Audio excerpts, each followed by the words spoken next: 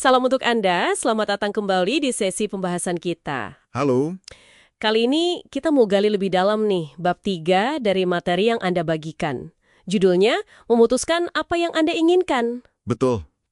Ini krusial banget ya setelah kita bahas soal tanggung jawab di bab 1, terus tujuan hidup di bab 2. Nah iya, jadi ini kayak kelanjutannya ya, fondasi kesuksesan katanya gitu. Bisa dibilang begitu. Misi kita kali ini apa? Ya kita mau ungkap, kenapa sih jelas soal keinginan itu penting banget? Dan gimana caranya menurut sumber ini? Sip. Ada cerita menarik juga nih soal buku catatan kuning. Katanya bisa mengubah cara pandang. Nanti kita singgung ya. Yuk kita mulai aja. Oke.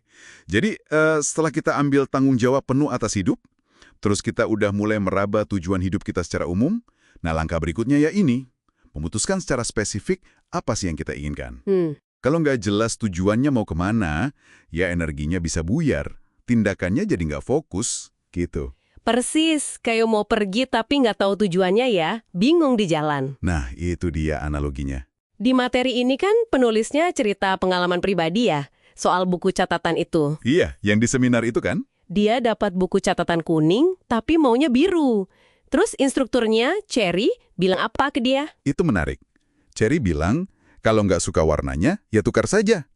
Terus dia lanjut, Anda berhak mendapatkan segala sesuatu persis seperti yang Anda inginkan. Wah, itu dalam loh pesannya.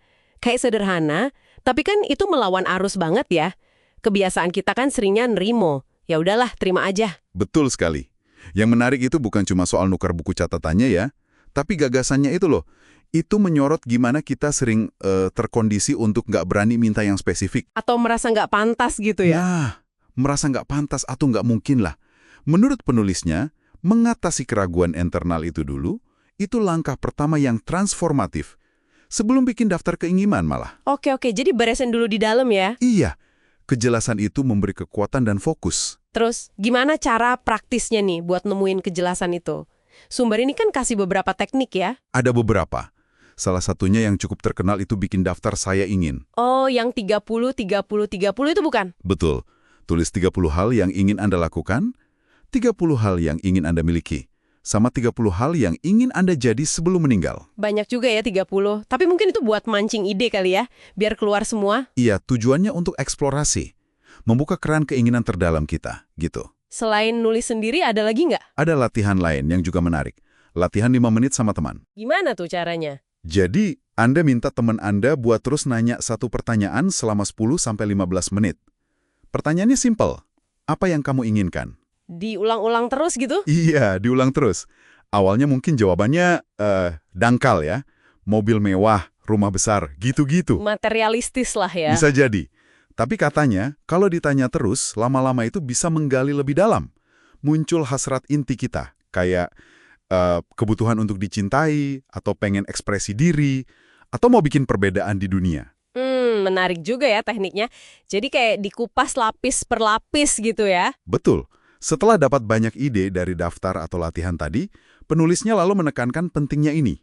Menerjemahkan keinginan itu jadi visi yang utuh. Visi utuh maksudnya gimana? Jadi, keinginan tadi dilihat dalam konteks area-area penting hidup kita, kayak pekerjaan atau karir, terus waktu luang atau rekreasi, kesehatan fisik kita, hubungan sama keluarga, teman, terus juga pengembangan diri.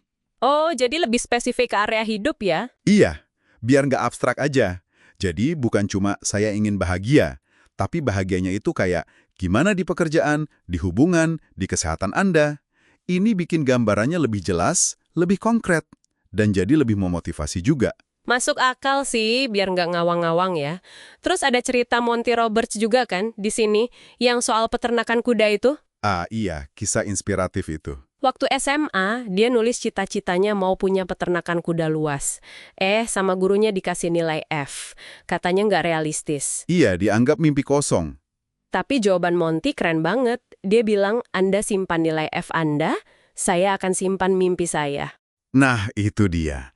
Cerita itu nunjukin hubungan erat antara tahu persis apa yang kita mau sama keyakinan buat ngejar itu, meskipun orang lain meragukan. Jadi tahu apa yang dimau itu ngasih kekuatan ya? Tentu.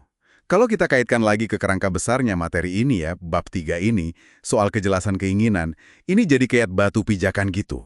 Fondasi. Fondasi buat apa? Iya, buat langkah selanjutnya. Kalau kita nggak jelas mau apa, gimana caranya kita menetapkan target yang spesifik dan terukur? Itu nanti dibahas di bab 7. Terus, gimana kita mau ambil tindakan nyata? Itu di bab 13.